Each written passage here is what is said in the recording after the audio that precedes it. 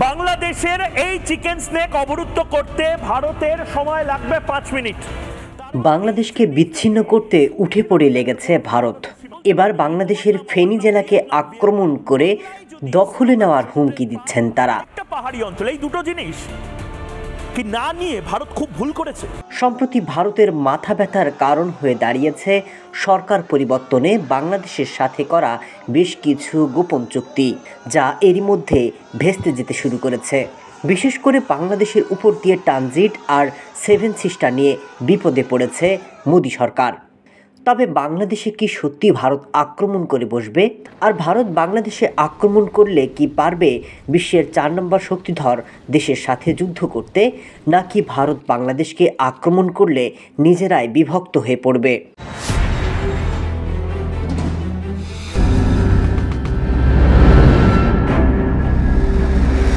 প্রথমে জেনে নিই ভারতের সেনা সংখ্যা।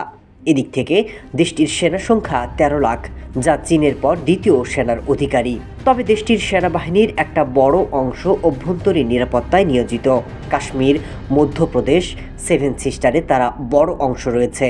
তাদের সেখান থেকে ভিন্ন কোনো যুদ্ধে যাবার সুযোগ নেই। পাকিস্তানের শুধুমাত্র অ্যাক্টিভ সেনায় 7 লাখ, যারা সবসময় সুযোগ খোঁজে ভারতে আক্রমণ করার। তাই অভ্যন্তরীণ সংকট মেটাতেই ভারতের 8 লাখ সেনা দরকার। এখানেই শেষ নয়, ভারতকে মোকাবেলা করতে হবে চীনকেও, যেখানে মোতায়েন থাকে আরও 3 লাখ ভারতীয় সেনা। এখন বাকি মাত্র 2 লাখ। আর এই 2 লাখ সেনা নিয়ে ভারত যদি বাংলাদেশ আক্রমণ করে, তবে নিজের বিপদ নিজেই ডেকে আনবে। এখানে শেষ নয়, সম্প্রতি ভারতের সাথে প্রতিবেশীর সম্পর্ক কম বেশি সবার জানা।